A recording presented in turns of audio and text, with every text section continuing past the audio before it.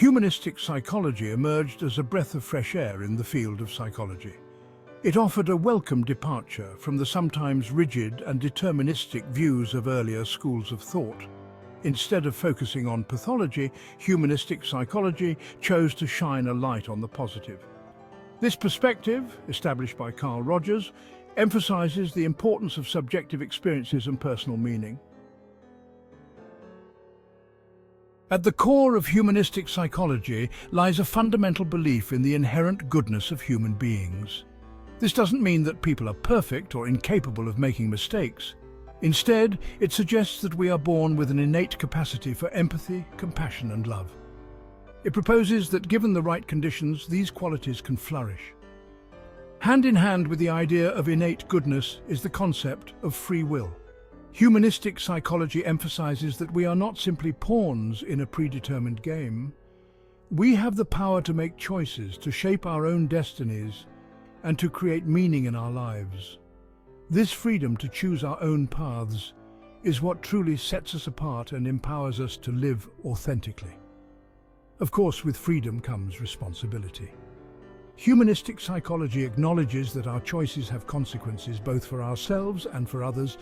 It encourages us to make conscious, value-driven decisions that align with our deepest selves and contribute to the well-being of those around us. Humanistic psychology embraces a holistic approach, recognizing that to understand a person, we must consider the whole individual within their unique context.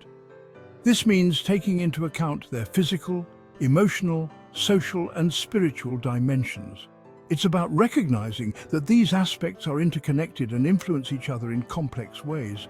Humanistic psychology suggests that we can't fully understand a person by isolating specific thoughts, feelings, or behaviors. This holistic lens also extends to understanding a person's environment and relationships. Humanistic psychologists recognize that our surroundings, social connections, and cultural influences play a significant role in shaping who we are. They believe that fostering supportive, nurturing environments can unlock a person's potential and lead to greater well-being. A central concept in humanistic psychology is the self-concept. This refers to how we perceive ourselves, our abilities, our values, and our place in the world. Within the self-concept, there's a distinction between the real self and the ideal self. The real self is who we believe we are at our core, while the ideal self represents who we aspire to become. When these two selves are aligned, we experience a sense of congruence and authenticity. However, when there's a gap between who we are and who we want to be, it can lead to feelings of incongruence and dissatisfaction. Humanistic psychology emphasizes striving for congruence between our real and ideal selves. It's about recognizing that personal growth is an ongoing process of self-discovery and acceptance. Abraham Maslow, a prominent figure in humanistic psychology, proposed a hierarchy of needs that has become influential in understanding human motivation and well-being. Maslow suggested that we are all driven by a set of innate needs arranged in a pyramid. At the base of the pyramid are our basic physiological needs, such as food, water, and shelter. Once these basic needs are met, we are driven by safety and security needs.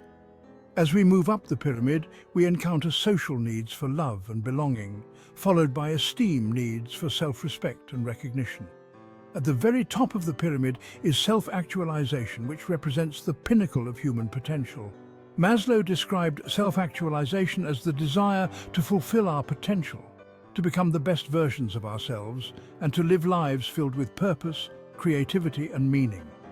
Remember, knowledge can help transform a journey of self-discovery.